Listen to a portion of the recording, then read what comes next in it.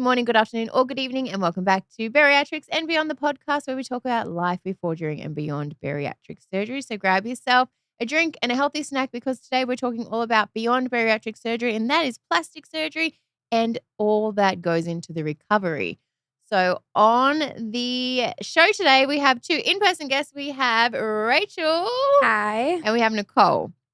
Okay, so let's start from the top and introduce yourself. So to me, Rachel was a really big part. Both of these two, really big parts of my last thigh lift, belt, BBL, burst lift surgery recovery. You guys played a huge role in my recovery. So can you introduce yourself and let us know everything about you?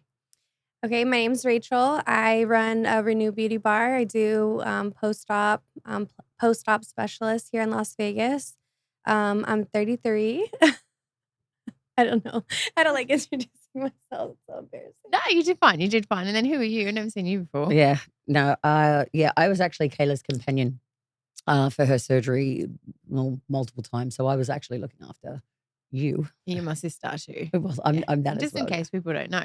and it's a real sister, mind you, like blood, actual blood. So I was actually looking after Kayla after surgery, and I was there while she had her surgery. So basically recovery. All right. So let's talk about after plastic surgery, post-op lymphatic massage, drainings, blah, blah, blah. How important are they? So how long have you been in this field for? I've been doing it for 5-6 years now. So can you explain to people like why it's so important? Because in Mexico, when people come to have surgery with us, like they get 5 massages included in their package. And Nicole knows, like Mary Paz, she's an angel. She's wonderful. And, you know, at first the massages hurt, but then they feel good. But then I think when people get home, they either like YouTube how to do it their own, or they just, you know, get a massage. But there is night and day between massages. There's night and day between lymphatic massages and then someone that specializes in post-op, which is where you come into the picture and you were a savior for me. So, can you explain like the importance of I think there's a huge misconception of massage and regular massage versus like post-op lymphatic massage. You know, it's you either know how to do it or you don't really at the end of the day. I don't recommend anyone doing any lymphatic massages on their own. I think that clients need to really factor in post-op care when they decide to have plastic surgery. That is huge. Yeah, that is huge. Financially too. Yeah, the cost like, is the cost. It could be a burden, but you have to factor that in. Yeah, because if you're paying all this money to go have surgery, you need the right post-op care. And it's not just the massages, it's like everything else that goes the garment, the foams, So can I just say something, right? Because I feel like when you do go down to Mexico and you get given like the basic information, we're coming in, we're having surgery, this is your faja, this is how long you wear it for. Why, right? Like, can we talk about like the skin reattaching? Can we like, why do you wear your faja? How come you have to have it on for that long? Why? What does it do for you? Like, the triangle in the back. Yeah, like all of those things, because you don't get given sort of like that much information about why you actually need it. Like, you want to compress your body and stuff. But what I learned probably this time around is you're putting that thing on because you're trying to have your skin reattached to your body. Right. Right? The tissue. Right. Well, so what is it like? So you're trying to have what? Like the tissue essentially reattached to the body. The faja is essential to reattaching everything, your skin back to your person. Yeah. Right. And so I don't think people, I mean, it's not just for the swelling. Like, it's not for the swelling. It's not just for compression. It's to get your skin back onto your body, basically. Right. So that's why it's so important. It's so important to have a good one. It's so important to have the right size. It's so important to wear it all the time, like all those things. So I think like we don't really know that that's what it's. The why behind it. Yeah, right. Other than just the basics. Right, because then if you understand the why and you understand how important it is, you understand the next stage of the post-op and why it's so important. Yeah, you've just had all this surgery, but this is why you need to take care of yourself after that. Right. This is really important. I think because there's not like a cookie cutter, piece of paper that says, hey, this is what you need to do, A, B, and C, just because everyone's body is so different. Yeah, it's not a one size fits all. Right. Yeah. Everyone's body is so different. And I don't know that every physician is on board as far as post-op care goes. So some doctors say one thing, other doctors say another thing. And so no one really knows what to follow. Yeah. So obviously you follow your doctor's instructions and guidance, but at the same time, like it's really up to you to kind of do more research and be kind of well-versed and have the knowledge about your body. And because also it's, you know, the surgeon does what he can do. Right.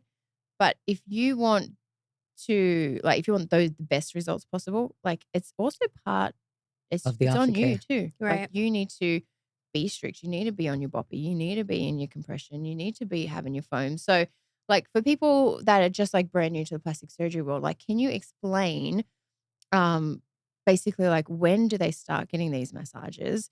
And like when we say foams, like what does that even mean or what's it for? Like all that kind of stuff. Okay, so depending on the surgery that you get, it really depends on when you start. And again, like you said, it depends on your physician. I don't ever step on any doctor's toes in any regards. From my experience, you start the day after. For everyone that has just lipo, next day. Like hands down, start the next day. Yeah, that's what we do at EOC too. But if you've had like muscle repair, you know, some doctors tend to err on like the side of caution and they'll make you wait, you know, a week or so before you can start. So, but the good thing is with even when they do go to EOC, right, you are going to be there for like a fair amount of days after your surgery. So you will get a couple of massages while you're there. So that's good anyway. But when you come home, you could start. You could. So if you if you fly, as soon as you touch down off that plane, you better start because that altitude is going to swell you. I thought it was going to pop. Right. By the time I got home. Yeah, the swelling is, you know, crazy. So you need to make sure that you're wearing the Faja on the plane and you're wearing your compression socks on the plane. If you're driving, same thing. That's a long drive, you know, depending on where you live. But you should start the moment you get home. Yep. And how many a week? Lymphatic massage. It depends on how far along you are. Okay, let's just say we're like we've been in Mexico for a week, and so if you're week 2, I would still do every other day for week 2. Week 1 every other day. Week 3 maybe 2 times a week. You know, beginning and end of the week just depends on your schedule. And then once you hit a month, depending on how much swelling you have, you can go down to once a week. But they don't stop after, you know, you hit a month. After you've healed. Yeah, no. You have to. There's a lot of post-op that goes into just maintaining and slimming and snatching your weight. Yeah. And it's a whole other thing. Well, that's what we were going to say. And it's not just a lymphatic massage. Like you were talking to me about what's that thing you said in the back of the cavitation? Yeah. Like skin tightening, fat burning. You know, we also have like the EMS machine that does like, you know, essentially abs for clients. So yeah, I mean, like this is like if you want your results to next level, like you got to keep going with the post-op. Yeah. So it's like when they put that triangle in the back of your back, that's to give your back that little dip, to right? Reattach that part. If you had a belt, right? Because you want it to reattach. Well, that and also all the fluid goes to the bottom of your back, and you know if you've had a BBL or no BBL, there's no space for it to go. It's not going to go up over your butt. It has to go to the front. So the triangle essentially is going to aid that fluid to go forward so it can drain through your lymphatic system. Right. See, you just wouldn't know that. Yeah, you don't know. So explain, like, now that you've said, like, can you explain, like, the lymphatic system and what the massage does, like, exactly? Because you kind of, like, guide fluid and, like, naturally flush it. So can you explain for people who don't know what a lymphatic massage is? Yeah, you're basically just pushing the fluid through your lymphatic system. So, I mean, there's 2 different types of you know, lymphatic massages. There are some clients that have open incisions and some post-op people do it, some people don't, but open incision draining. So they would essentially, the fluid would come right out the open incisions. Once they've closed or if you've had a tummy tuck and those drains have come out, you're essentially just guiding all that fluid down to your lymphatic system wherever, if it's your pelvic area, up your armpits, you know, in that sense, just kind of flushing it out so you can pee it out. Yeah. To help the swelling, you know, get rid of the fluid. Yeah. Because it's got to go. It's got to go. So when I met you, I was 3 weeks post-op, but I didn't have any open incisions. Because I took such good care of her. You did. Right? I was adamant that Kayla was not going to get an opening, and she did not. Well, I made sure everything was closed. Everything was clean. Yeah, see? yeah, she always the gloves, the glove queen over here. Oh yeah, I wasn't touching it, not touching anything unless I had gloves on. No, that's great because you didn't have any infection, any open incisions. Yeah. But when I came to you, I was carrying a lot of fluid in because I had the back part of my belt redone. Mm-hmm. I had a lot of fluid just chilling in. You had the most amount of fluid I think I've ever seen in a client. The waterbed effect that you had was unreal, isn't it? It wasn't gonna go away. No one was believing me. I was like, I think we believed you. Nicole was believing. We believe in you, but like, what are you gonna do? What like? It's gonna like what? Has to reabsorb on its own. Yeah, so I'm like, okay. I mean, just I can see the amount of fluid that you had there's no way it was gonna reabsorb. Right. It needed to be aspirated then, but after the first massage, yeah. Well, I Kayla sprung a leak. Even aspirating, I don't even think like we would have got. Oh, we would have been there forever. So explain what actually happened to you. Okay, so I had so much fluid built up in my hips and my lower back. Your butt everywhere. Yeah, just like my lower area that I went to Rachel and she's like, "Oh, you're 3 weeks post-op. You shouldn't have this much fluid. What is going on?" She's like, "This needs to come out like ASAP. Like you're gonna need to get it aspirated, or if you had an open, we would have, she could manually drain it." And I think I was your last appointment of the day. It was maybe like a 7 p.m. or something like that. It was like, no, it was like it was late. 8. Yeah, it was late. So I want to say you texted me like at 9:30. Yeah, it was. Right. So I just met her and my first thing was like, "Hey, do you do house calls?" She's like, no, I'm too busy. And I was like, "Sorry." I was like, "Okay." She's like, "No, I don't." And I was like, oh, "Okay, cool." And then, so you gave me a good massage. So Kayla we drove down to the studio to yeah. So first time meeting her in your space, right? And then he's like, "You got too much. You got a lot of fluid here. Maybe we'll figure out a way to get you aspirated. Right. But let me just we'll take the water pills. We'll see. And then you did my legs, and then I got in the car, and then by the time I got home, I felt a bit wet in my back, and I stood up, and I was ripping. So the photo that you sent, I was, oh my gosh. Because you're like, I wish I could just manually get all this out. Yeah. Like if you had an opening, this would be great. And I'm like, sorry, I did such a good job. Yeah, you did such a good job. But yeah, by the time you got out of the car, it okay, but this is another thing. My first concern was, oh my God, your car, it's going to be stained. Well, it looked like there was just blood everywhere, right? But let's just say it wasn't blood because like what you had said, imagine if you put one drop of blood in a toilet. So it turns it red. It's going to be red. Yeah, so it wasn't that it was that. It was just that it was like. It was probably a mixture, but it had the amount of lymphatic fluid that had built up and had tunneled because you had a huge seroma. Yeah, right. It just burst. Right, so it burst. Okay, and so I got home. I'm like, what the heck do I do? And I just met you and I was like, hey. Well, no, we'll put you in the bath first. And I started pressing on it just to try and like, and there was little trickles that would come down. It was just dripping out on its own. Gave you a shower. Yeah. And it just kept dripping. Yeah, dripping. And then you sat on the bed. Yeah, and it was just like. On one of those pads. And you could hear it leak. It was you could feel it. Yeah, it was. Yeah, but then also you was, after all that, you were still sitting in a puddle. Because you weren't standing in the bath for a long time. Like I'm talking like you were sitting in a puddle of. It was pretty bad. It was pretty gross. So I texted her. I was like, hey, like I've sprung a leak. What do I do? And it was like, like 9:30. And you're like, can I come over? And I was like, oh my God, this angel. I know. I'm like, I couldn't, I just in good conscience could not leave you like that. Yeah, I know. You're so I know. I felt so bad. So I went and told my husband, I'm like, okay, I'm going to go to this patient's house. And he was looking at me like I was crazy. Yeah, 9:30 and 9:30. Yeah, right. You're like, I trust me. What is she up to? Yeah, he was like, where are you going? And I'm like, I'll promise I'll give you her address, because I don't do house calls, and it was 10 p.m. Yeah. It was so bad. But it's Vegas, so that's kind of normal. Well, well, not for this, but I went and you were sitting essentially in the bathtub, and 45 minutes we probably drained you. Yeah. Yeah, I was sitting like on like a thank God thing. I left. Yeah, and you were like just like kind of like draining. So my hole was like the incision was like right in the center of my butt crack. How are you getting close up? Sorry.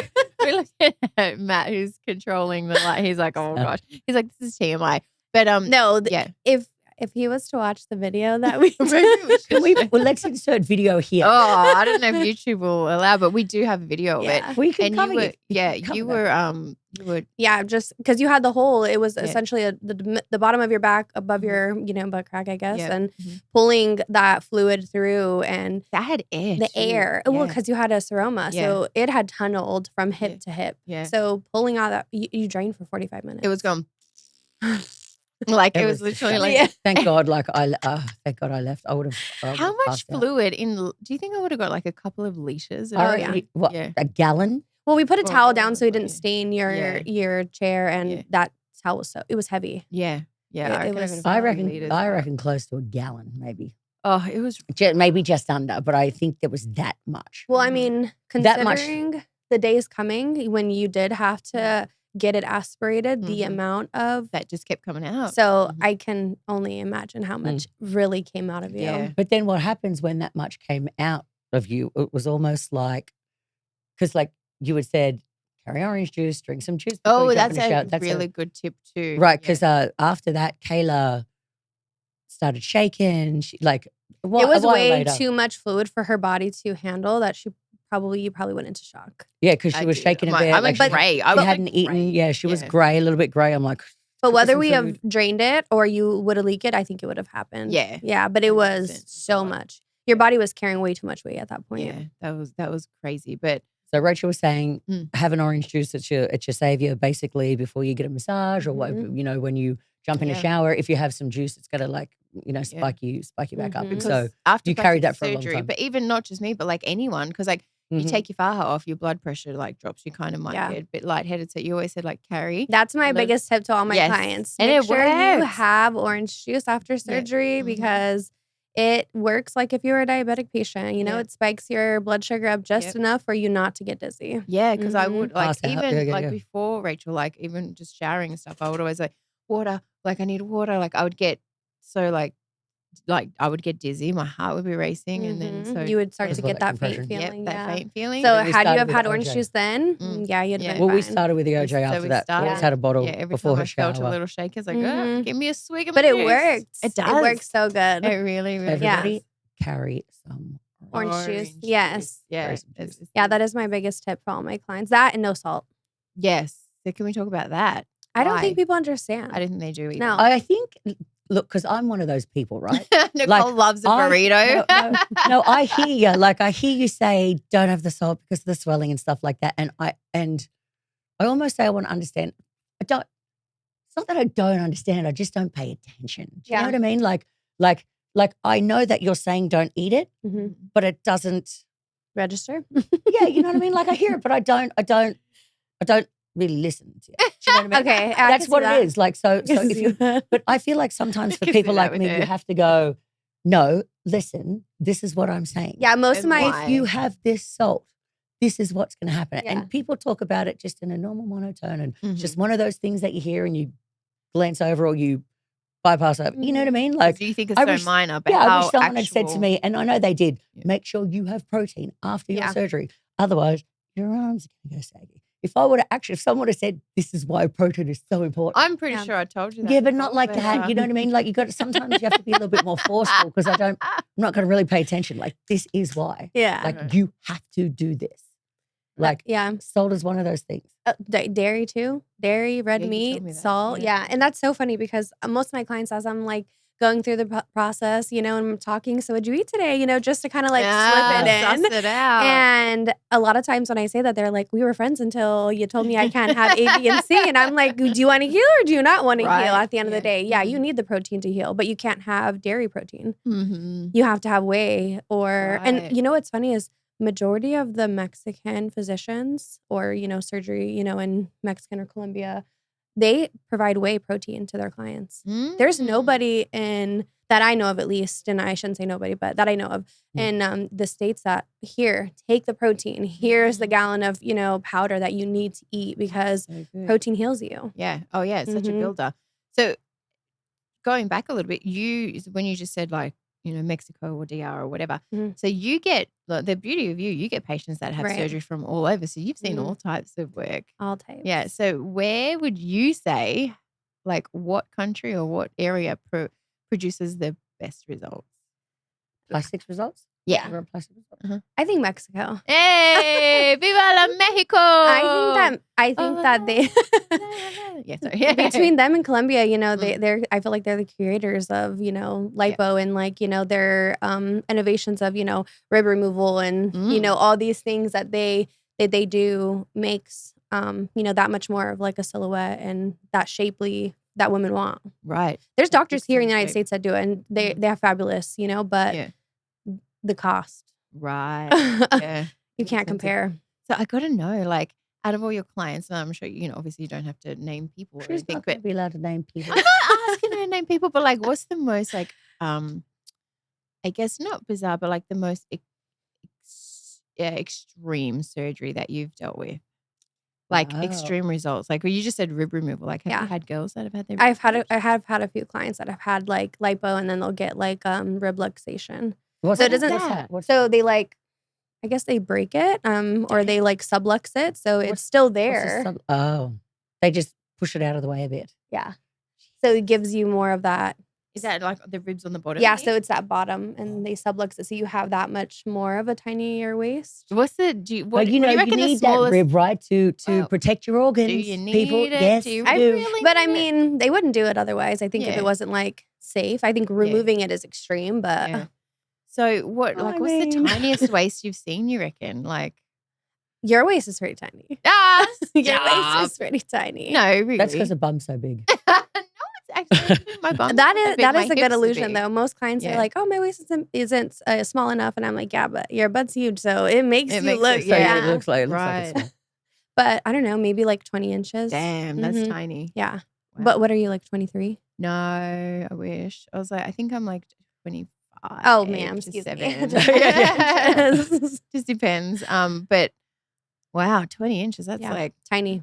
Tiny. Mm-hmm. And then do you get the girls that do, because at EOC we don't do butt implants. Do you get butt implants? I've never had, no. Oh, you haven't? Not yet. That's never had a client have a butt I thought you'd for sure get butt implants. I've had clients I've had lip implants.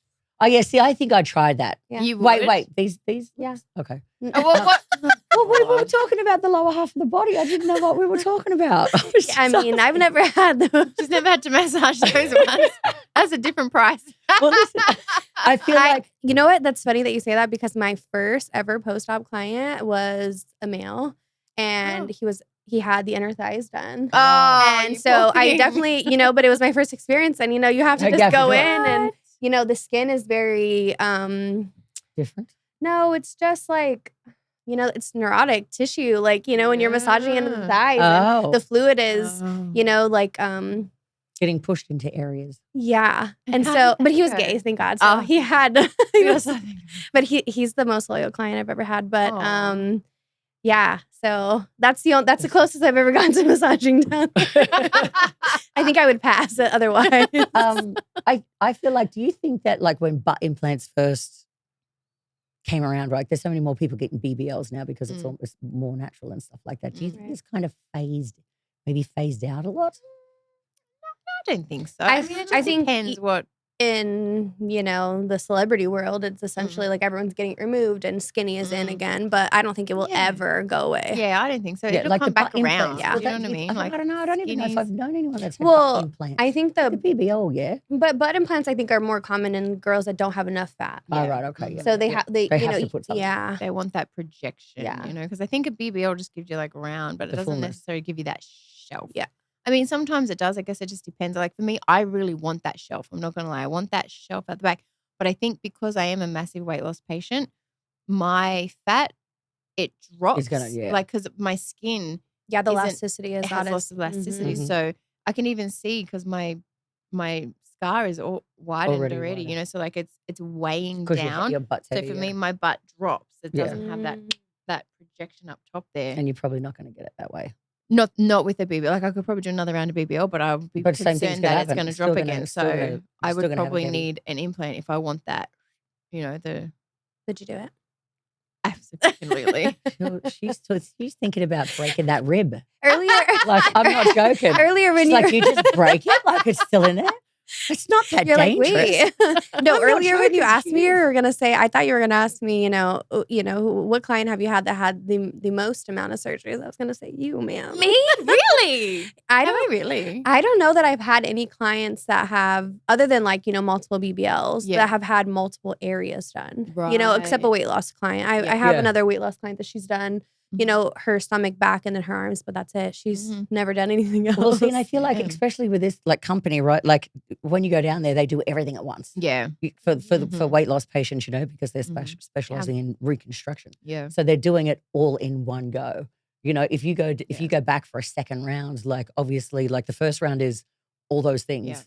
Yeah. And for you, the second round was firstly you did your arms, but the next was your legs, right? But he was like, oh, well, why we're doing your legs and we're already in there? Why don't we just tweak this? Tweak this, tweak all these little things. I know, so but that sounds like it is a lot. It is a lot, but for me, I had to. But you know what? That kind of sucks. As being a morbidly obese person my whole life, I had to have a lot of rounds to get to a baseline of where most people start. Where most of these, not most people, all these, video vixens, they start. They're like, I just want lipo and BBL so I can have a cinched waist and big hips. I had to have many rounds of surgery to even get to a baseline. To now I can point. be like, well, now I do have a smaller waist. Now maybe I can try and get that shelf booty. You know what I mean? Sense, so you needed all that to get to the start. Yeah, for most people. Yeah. So that's definitely different. Because I look at these girls and I see on your Instagram and stuff all these girls that have got these BBLs and everything, and then I'm like, it's like one and done, and I'm like, but I think that's a misconception too, because a lot of people think that, okay, I'm going to get this done and I'm going to look exactly what these girls look like off the table, and that's totally not true. The amount of sessions that you have to go through to get that drain, to get that snatch waist is huge, and consistency is a big thing. Right. See, they think they're going to. Well, most people think that they're going to come out of the operation and they are going to have that cinched waist or that tight skin. Right. Yeah, that's not a thing. But I don't think people realize about how much the post-op care does that for you. Right. Oh yeah, it plays a huge role in it. I didn't know either until this round for you. Yeah, I didn't even know about the skin reattaching. Even my mummy makeover, my boobs and belly. I just had a massage therapist that came to the house, and she wasn't necessarily lymphatic. She said she knew how to do lymphatic, but it wasn't to the extent of this. Exactly. So that's why, really, we see people on the Facebook page, and they're like, "Is it okay if I just, YouTube how to do one, or just go to massage? You can really hurt yourself. Yeah, or just go to get a massage therapist that can, do that." And I now that I have been through it, I was like, it is going to be night and day in your results. Right. To get someone who specializes and is trained in post-op care, post-op lymphatic, not just lymphatic, post-op. It's like after surgery, this is the masseuse that you need. Yeah, because you taught me so much, even just about the compression as well, the compression garments. The garments. This is too loose. This is what you need. You hooked me up with go to see these people. You need this kind of this, you need that. Get measured up, go down your stages. This is why. Right. Yeah, all of that stuff. It's a lot. It's a lot of knowledge. It's there's a reason why your waist looks as it is tiny as it is. There's a reason why your butt is the shape that it is. There's a reason why your back has the dip. You know what I mean? Because for the last 3 months, almost 4 months, and it's taken a lot longer, right? Yes, you went in, you had your surgery, and they removed the skin, and Dr. Lazar's done a freaking amazing job, right? But you have done so much in the last 3 months to try and just get to get your skin to reattach. Right? Because that was an issue. 2, to get your butt sitting the way that it is. 3, to I'm telling you, I was strapping Kayla's chest with and we didn't even know this, right? Layers. I was strapping Kayla's chest with what is that stuff that? The Co-band? The self-adhesive bandages. You know what I mean? I was literally strapping around her, under her chest. I was strapping. Because at first, let's be real, when you came out, it looked like you had a uniboob, right? Because this is what we didn't understand the first time around, right? It was just the boobs were there and they were not moving, but your skin, it's like the T-shirt that I'm wearing. Yeah, right. It was like that. And sometimes they wrap up a little gauze and they put it in between, but no one really tells you why they put it in between. Right. Just put it there. Just put that there. Yeah. Okay, what's happening is Kayla's thinking that her boobs are going to be a uniboob for the rest of her life. No, we just need that bit of skin that's in between her chest to reattach to her body. Mm-hmm. I was literally strapping her with whatever that self-adhesive bandages. Until I made my own contraption. Nothing even existed. I was like strapping between her chest, over her neck, around her back. Like I'm talking. I've been so physically uncomfortable the last 4 months. She was sleeping in a reclining chair. Like the amount of compression you had to put on your waist just to get the tunneling to reattach. The skin is barely reattached now. Barely. This has been the first week I've not had to aspirate my seroma. But I was doing a corset, foams, wrap, Faja, and then the chest thing as well every day. Like it was a lot. Yeah, it was a lot. But I will tell you, so I went back to Mexico because our other sister had weight loss surgery 3 weeks ago. And then I went in just to say hey to Dr. Lazos, and I walked in. He's like, whoa. And I was like, what? He's like, your waist is tiny. What happened? What are you doing? And I was just like, compression. Yeah, I'm like, I can't breathe. No, but no, like, because so I think it did all those things that you did that you don't know about. Yeah. So that's why I think Rachel, because you're the one who told me like, no, you need this garment, you need that, and even Dr. Lazos was like, wow, what are you doing? Yeah, there's certain garments that girls get, and granted they look great or they feel great and they're comfortable, and it's like, that's not the best option. If you want to be, snatched, you have to have a tight garment. Yeah. I want you to be able to breathe. Right. But I want it to be tight. Yeah. But so you can barely breathe. Right. Yeah, a little bit. The last episode before this, I just recorded it. We had Andrea and we were talking about the Fajas, and she was like, you got to be in the Faja for, at least the first 8 weeks. That's for the recovery, like stage 1, like to recover. She goes, after that, it's basically on you. You know what I mean? Like, do you want those extreme results? Because some people are like, I don't want to be in this thing any longer. But see, I think that too, most girls should be in a Faja at least 4 months because the skin, or the tissue doesn't reattach for everyone during that first 8 weeks. Right. For someone like you that had all that fluid, there's no way it's attached. If God forbid you took off that garment, forget it. Yeah, exactly. Or girls that don't wear a garment that's tight enough, that's how the seromas or the fibrosis and stuff builds because there's so much space in between that, it allows for the fluid to build up. But let's just say you don't have any complications, or you're just in stage 1 for like whatever like the recovery time is. You know what I mean? Now it's up to you. Right. It's like, do I want to keep training? Do I want to keep sculpting this body, or am I just happy and just? I feel like the rule of thumb should be stage 1 for the first, depending on your surgery, first 1 week or 2 weeks, for lipo, the first month for a tummy tuck. After that, you should be in a stage 2, whether you continue to get it tailored or you get a new garment for at least 4 months. Yep. After those 4 months, then you do the 12 hours on, 12 hours off. And only because your body has been so used to this garment holding you in that if you just take it off, it's not going to know what to do with itself. Yeah, it's true. So you have to kind of like wean yourself off of something, or I would switch to like a waist trainer. Yep. Because you swell. Yep. And let's talk about like the BBLs and the boppies, the BBL pillows. Like how long do you have to sit on those for? So from my experience, clients that wait to sit, you have to use the BBL pillow or, most doctors here in the United States don't recommend boppy, at least that I've come across. But yeah, boppy or, the BBL pillow for the first 3 weeks. And then after that you can sit, but not sit on your butt until you're 6 weeks. Does that make sense? Yes. Okay. I don't get it. Okay. So you can't sit on the boppy for the first, you can sit on the boppy for the first 3 weeks.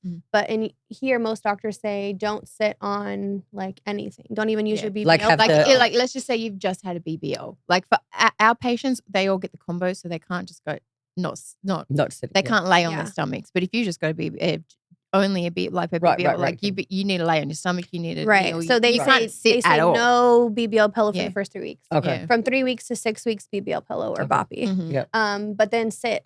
You should start sitting like a minimum 5, minutes or so, and just kind of build your stamina back up because I think people don't understand that your butt is so used to holding your body weight for 6 weeks. It hasn't.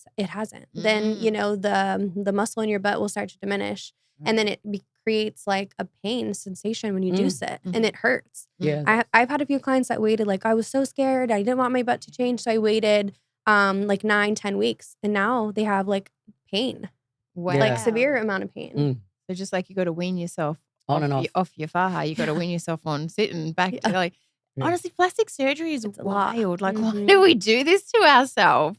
Yeah, it's a lot. I feel like people that have plastic surgery, right, and especially if you're going to go spend that much money to get, for us, all the massive amount of weight loss patients, right, the skin removal, some people are going to be happy with just having the skin removed. Yeah. But then you are going to have people that want to have that look, right? More like the extreme. The more of an extreme, like some people are happy just with the skin removal. Some people are not educated enough on it to know that you do have to do the extra to get the intense sort of results, right? Yeah. So I feel like as a person, you have to realize what you want your goal to be, right? And if you do want the extreme sort of look, even though you were just getting the skin removed, you're going to have to do a lot more research and you're going to have to do a lot more post-op to get the results because it's just not going to happen like that with surgery. The aftercare and it doesn't happen just with one surgery either. Right. Like it's multiple rounds. Like you were saying, you know, you see these girls and you have all these reference pictures. Number one, a lot of these pictures are photoshopped. You know what I mean? So like you take a booty picture into your doctor and they're like, well, that booty doesn't even look like that booty.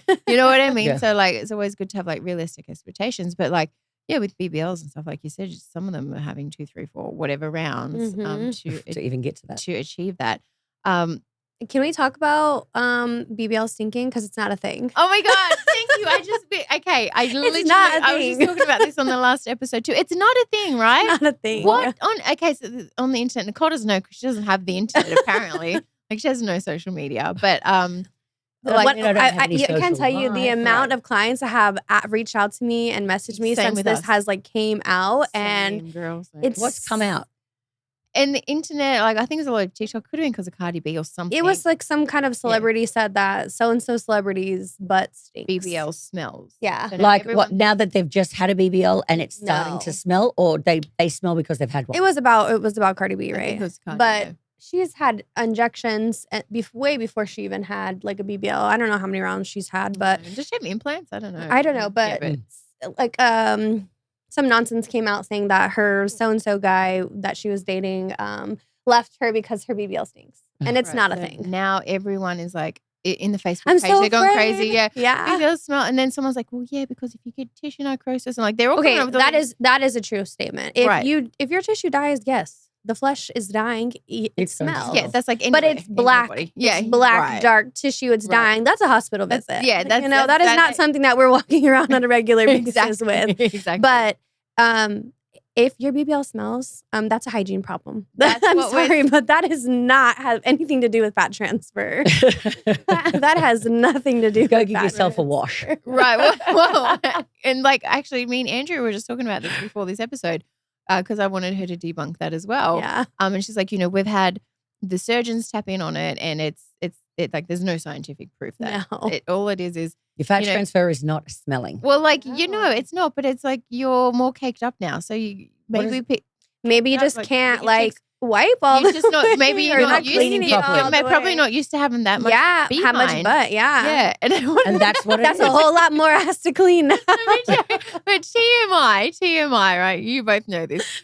So when you were manually draining me at my house, I had a shower after Nicole walked over to Walgreens to grab whatever. Oh, she needs more pads. More and then gloves, I said, and by this time it was late, and I said, she's like, go home, it's fine. And you're like, no, I'm not leaving you until your sister comes back. And I'm like, it's okay, I'm just going to have a shower. And you're like, well, I hope you shower. Yeah, I'm going to help you shower because I was scared that you were going to faint or pass out, thank you for saying, because I would have. Yeah. But during that time, like you were washing me and then I gave. Oh my God. No, you need to patent this because this freaking, it was a ice cream like loofah. Yeah, it was we call it a paddle pop. What do you call it? It was it was an it was like an ice cream pop. Yeah, ice cream pop. So it has, but it was like a loofah. Yeah, it was a stick. It looked like an ice cream. Yeah, it's a loofah. And it was like the perfect thing to wash between her butt cheeks. She's like, what is this? And I'm like, could you just get my butt? And I give her the ice cream stick. And she's like, sure. Yeah, let me just clean it really quick. This is great. But like, it Meanwhile, just met her an hour ago. It wasn't an uncomfortable thing. It was just like, this is great. Like, more clients should use this for real. Yeah, because you got to get up and in there. And you have to. Especially like the surgeries I had. It's not like I can just like spread them apart or bend over. You know what I mean? Because you're so rigid, you can't move too much. I mean, there's so many tips and tricks that I've learned, vicariously through clients that I'm like, this is one that I'm going to write in the book. The ice cream. I mean, that, especially when you have a BBL, you have to use the urinal, the shiwi thing. But but you have to clean. Yeah, but inside your cheeks. But you can also sit on the toilet facing the back of the toilet where your butt hangs off the front. I think you did. I'm sure you did that one of the first times. Did I? Yes. But it was before you had the toilet razor and stuff like that in the hospital, like in the back in the hotel and stuff like that, because it was easy to straddle. It was easy to straddle the toilet. Yes, that but insert picture of the loofah, right? Yeah, we have to insert because you need to get in. You can't necessarily pull them apart. You can't pull down. You can't pull up. We need to create a Barbie one now and sell it to yes, you have to, because it's like it was literally like the thinnest, perfect little just butt crack washer. The BBL sponge or something. Like, how is that not a thing? Wait, there is a thing now. Don't even think about it, you guys. It's ours. We're patenting it. That was so funny. But that was again, first day I met her and I was just like, oh, this poor girl. No, it's fine. But then she's like, this is great. See, now other people should use it. Yeah. Yeah, right. So that's the reason why Kayla's BBL don't smell. Well, we washed our butt crack with the ice cream stick. I know you like to think. Anyways, and then I remember I was when I was getting a massage or whatever, and I was laying on my stomach, and then I think you were doing whatever to my back area, and then I was like, oh, so I said something. Does something smell? And you're like, just like butt, just smells like butt or something. Like butt sweat, like it doesn't smell like.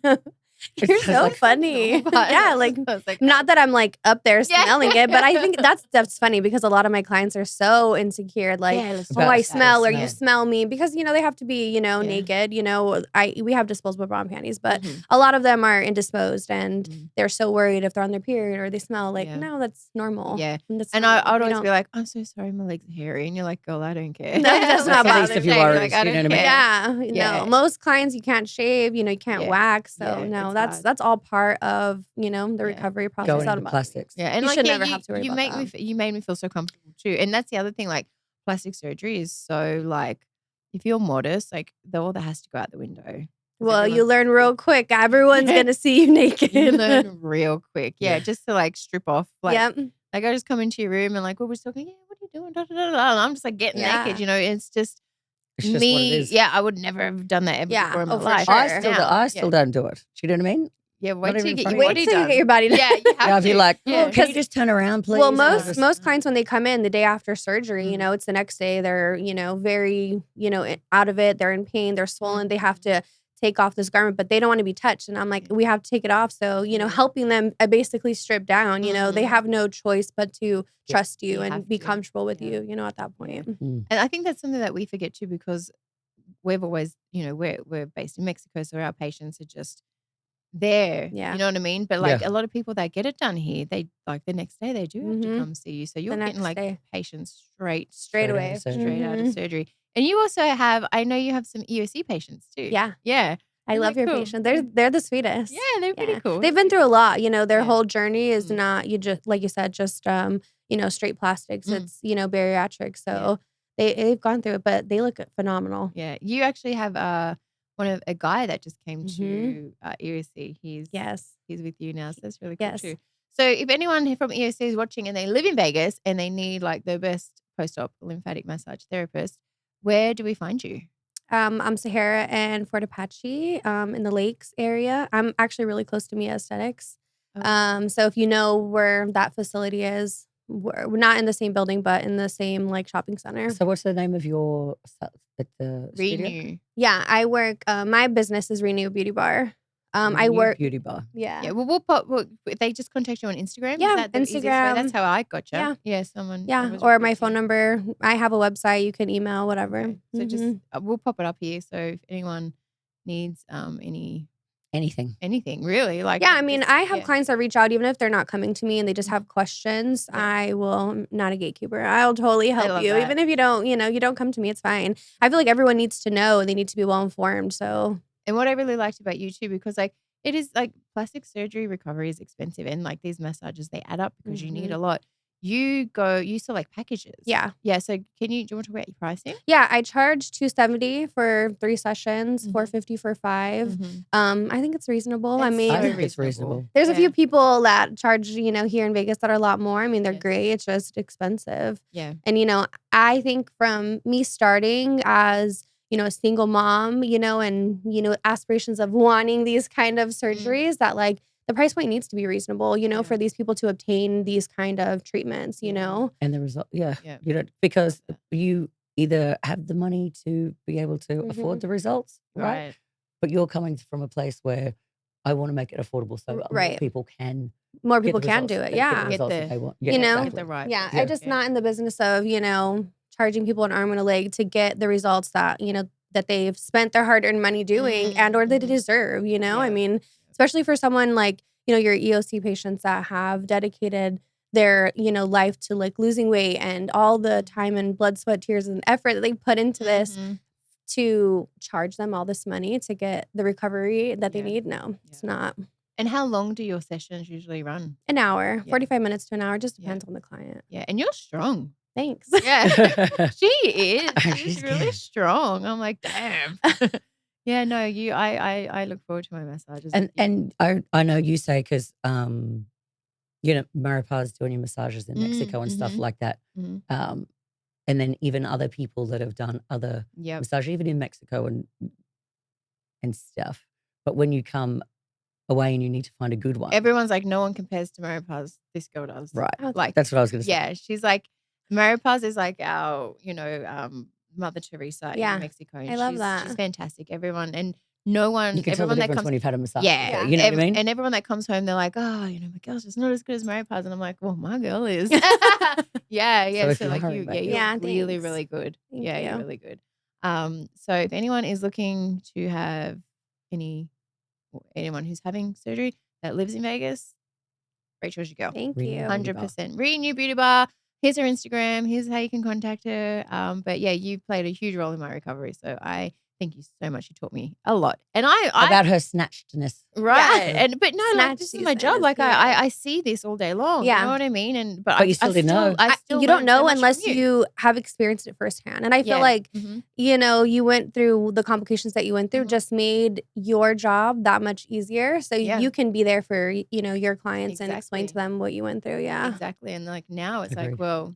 It's a whole other thing. Yeah, it's a whole other thing. And now you do have that knowledge. And now with that, I see gaps in the system. Not necessarily like our system. I just mean overall. In general. In the plastic surgery. Yeah. Like I see gaps and I'm like, I wish I knew that. Or I wish this was available. Right. Like even just like my bra contraption or my sponge, like there's little, so many little things. Yeah. Like it's, there's a lot out there, but there's also like a lot more that could make the healing process that much more convenient. Right. So I think we've got a mission on our hands, girls. We've got to make contraptions and no, for sure. Simplify life. Yeah, no, because it is. And we were saying like plastic surgery is a huge mental roller coaster as well. Like you've probably have people. I tell my clients all the time, if you haven't had a mental breakdown, you just didn't do surgery correct. Because it is it's meant if you can't be vulnerable with, your person helping you or your spouse or your friend, it's going to be a difficult ride. Yeah, it's going to be real hard. And that's the other thing, like you having a companion or like someone helping you was like a huge, huge help. Like, especially doing thighs and stuff, there's a lot that you just can't do, or even arms you can't reach. So having that support system, that help at home, really definitely helps. Yeah. And I mean, look, I had my face done and like I couldn't see for a little while, right? But I used my companion to like no end. Do you know what I mean? Like I had them do everything. I'm talking about like this was just my face, right? And it was only because I really couldn't see where I was going and stuff. But I took my recovery. You can still talk though, let me tell you that much. Right? I was like, I feel like I need a drink. Oh, she goes again. Can somebody give me this? I really want to eat. Hard. How can and so when I was looking after Kayla as well, like I didn't want her to do anything, right? Like I didn't want you to have to walk. I didn't want you to have an opening. She needed to walk. You know what I mean? Yeah, right. Right. And she needed to walk. But I was just so adamant that like I didn't want her to get an infection. Like I didn't want her to have to get up and You were over the top. No, she did really good though. I was, but complete germaphobe, but you know, you did great. You know what I mean? Yeah, like I was like, I'm not touching anything. Oh, that glove touched something else. Change that glove. Like you are not getting an infection. Can you imagine having to deal with that on top of that? Yeah, like, that would have been absolutely horrible. not. And I get it with like the face patients, right? Do not touch your face That's with hard. your hands. Yeah. Like touch it with something else. Put a glove on. Like if your gloves touch something else, take it off. Nicole always tells her facelift patients to like get Q-tips. I'm like, touch your face with a Q-tip. Yeah. But like if that Q-tip's fallen somewhere, throw the Q-tip away. Yeah. Use another one. You touch your phone so many times a day, right? You know how many germs? I'm not even a germaphobe because I will, like, if it's not surgery related, I'll touch anything. Yeah. I'll put it in my mouth. Like, well, if you know what I mean? Yeah, no, like, there's no 5 second rule with Nicole. If something's been on the floor and she really wants to eat it. I'm probably going to eat it, right? Like, I'm not a germaphobe like that. But when it comes to surgery, right? like I'm not playing around. Like, don't touch your face with dirty hands. No, but she did so good by you. Yeah. Your phone, like even Kayla, she'll go, oh, let me just. I'd get in trouble all the time. Let me just take a picture of my back. I'm like, oh yes, I'll take your picture of your back. Like your hands have touched your phone. Your phone's dirty. Like what are you doing? Like that's how pedantic I will be. You know, because you don't want an infection. Yeah. You don't want an infection. Don't touch your stuff. Never be too careful. Yeah. Like you need to be over careful, right? Like you just need to be over careful. That's why it's really good to have a companion.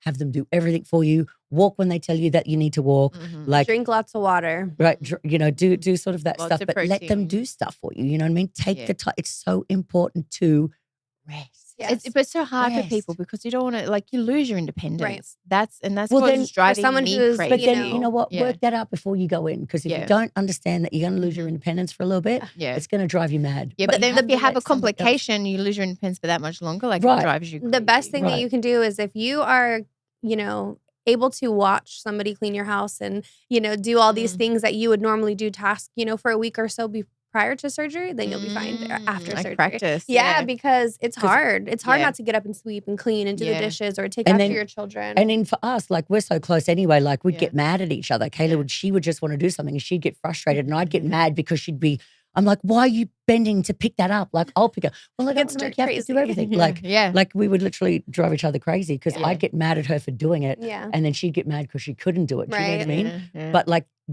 you have to think it's of a the lot of end downtime. Goal. You have to think of the end goal. Like, that is what's true. your end goal? Yeah. I tell my clients, you know, when I tell them, you know, no salt, no dairy, you know, stay off of red meat, no alcohol, you know, for this duration of healing. I tell them, you know, it's a little bit of a sacrifice for a long time. Short-term sacrifice. Yeah, for a long time of snatchness. Yeah, right. You know? Yeah. I remember you saying to me, like, because, you know, and there are people like me who do follow the rules to a T. Yeah. And I remember one time when I was with you, you're like, you know, you follow all the rules. You're like, but there's some of my patients, I'll see them like 2 weeks post-op and they're out drinking and like. It boggles my mind because I'm like, so what'd you eat today? And they're like, oh, we had sushi. And I'm just like, but why? Like, why? Like, why are you doing this? Yeah. Or you see them out on Instagram at a club, like, and drinking. Or, that's so crazy to me. You spent all this money to. And put yourself through all that. Like, you know, through hell, essentially. You know, it's not easy to recover after liposuction. Nope. These girls look like they've been ran over by a bus. Like, the amount of bruise and swelling and everything that they have. For you to jeopardize that and go drink alcohol, like, I don't know. Yeah, I could never understand, but because why? What does it do to you? It swells you. Makes you swell. Well, and it won't heal. I mean, alcohol is a blood thinner. Yeah. But I mean, people need to know that. Why? How long? Right. Because I'll say, how long until I can drink alcohol? Can I have a drink? Most doctors say a month. Now, why? Why? Because it acts like a blood thinner, right? Like nicotine. You know, that's why you can't have it prior to. Yep. Right. So it's going to act like a blood thinner. So it's going to thin out your blood, and then you're not going to reattach. You're going to swell more. Takes longer. Yeah. It's swelling. Yeah. So that's why people don't understand. Dairy. Super inflammatory. Red meat, super inflammatory. Salt, super inflammatory. So when you eat or consume any of those things, you're just going to blow up like a balloon because your skin isn't attached. Yeah. So even if you have the amount of compression on you, your skin is going to fight that compression and it's going to hurt. And then you're going to want to take it off and it's going to be super uncomfortable. Yep. So if you minimize all those things, you'll continue to shrink until you can, enjoy those things again. A fighting chance. Like, honestly, I'll be honest, I didn't even know about the dairy thing because I was having like yogurts. Well, my protein shakes are plant-based, but I was having like a protein yogurt of a morning That's a little bit hard because the good probiotics in the yogurt. Right. It's like it's a double-edged sword. But then I would have like other, little things. And I was like, oh, shoot, I can't have that. Like after you told me that, I was like, okay. And then you'll notice a difference. I have clients that consume salt and then, they don't understand why they're in pain or why they're swelling. And then once they stop, they're like, oh, I noticed a huge difference. I don't feel that, expansion of my skin. Right. Yeah. You want to know, like, okay, so here's a stupid thing that I did. But so my legs swell a lot anyways because I have lipedema, which because you've been helping with my legs. But after we drove to Mexico this last time and I'm still healing. And at that point I was still dealing with my stroma, I was still getting it aspirated. But my sister just came from Australia and like this, one of the like Australian iconic things that we have is called Vegemite. And it's like this spread that you put on like toast or bread. And I hadn't had it in like, 10, 20 She brought it here? Yeah, so she brought it and I love Vegemite. So I took the jar with me to Mexico because I was doing stuff with Dr. Ortiz, like this Australian thing. But I had a couple pieces of Vegemite out there. And then on the way home, on the drive home, I made a Vegemite sandwich just to drive home. In the car. I got home. I actually came to you, I think then the day after, and you're like, girl, you're so swollen, right? You're like, because you seen me the week before and you're like, you're looking good. Yeah, you were great. You're like, you are so swollen. Yeah. And I was like, yeah, like I've been in Mexico, la, la, la. Anyhow. So it didn't dawn on you till later. Didn't dawn on me until I gave my friend, like my partner, a Vegemite sandwich because I was like, he's American. I was like, I need you to try this iconic Australian thing. Yeah. But I'm not going to tell you like what it tastes like, but just try it. And then what does it taste like? Salt. Oh. Like it's salt. Well, it that tastes. I don't know. That wasn't like he put a little bit in his mouth. It looks like chocolate. It looks like Nutella, but darker. Black. Okay. It's like a black spread. And he spat it out at me. He's like, what is this? This tastes like an ocean. And he's like, this is so salty. Like it's the most saltiest thing I've ever. And then I put two and two together. And I was like, did your jaw just hit the floor? Yeah. I was like, oh. And then I was like, oh, I love Vegemite. He's like, did you eat this? Did you eat this? I was like, yeah, I did. He's like, no wonder why you came back so swollen because I was so worried about you. I'm Googling all these things. Like, what has Princess done? And he's like, and you're eating just eating salt. You're salt on bread. Eating rock salt. I wonder why you're swollen. And I was like, my God. I didn't even think. I was like, oops. Yeah, but because I was far enough post-op. Yeah, but you don't really know that that's that much salt. Like you think, don't eat salt and then don't have it in my food. Don't add it to things, but you don't realize they're Vegemite. And as an Aussie, you don't realize how salty it is because we're raised on it. Yeah, you don't. And then when a non-American eats it, they're like, "This." When an American eats it or whatever. When an American eats it and a non-Aussie eats it, it's like pure salt. I didn't realize how salty it was until for somebody who was probably as far post-op as you at that time, it probably wouldn't have happened. But because you had that seroma tunneling, and then the traveling, and then my legs swell regardless. And you were helping your other sister recover. Yeah. So I was like, it was a lot. She was still eating the Vegemite while she was trying to avoid the salt. Your sister? No. Oh, I was like, oh my God. I was like, don't allow your sister to eat it. I'm following everything by the book. I'm following everything by the book, but Vegemite just don't put salt in my food. Like I don't. You're yelling at everyone else as you're consuming it, not knowing. Yeah, I mean, my Vegemite seems like don't add salt. Don't add salt to my meat. Can't have that as too salty. Oh, yeah. See, look, we all have our, That's so funny. We have our moments. That was one of them. I'm blonde for a reason. So that was my excuse. But yeah, no, anyhow. All right, we're going to wrap it up here, guys. Thank you so much. This was a great episode. You've dropped some gems and some like knowledge on us. So, thank you. And then, thank you for everything. And thank you for having me. Yeah, thanks for having me. Thanks for, anytime. And I'll be, I want to continue with you that next. The cavitation, the body sculpting. Yeah, that's what I want to keep going for because now she wants a 20-inch waist, guys. Yeah, so this time. So we'll let you know when she's removed a couple of ribs. You got the name of that doctor? No, just kidding. Kayla's not removing ribs. I'm not removing ribs. We're not going to remove them, just sublux them.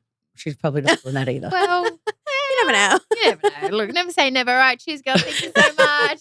We'll see you guys next week here on Bariatrics and Beyond. Bye. Bye.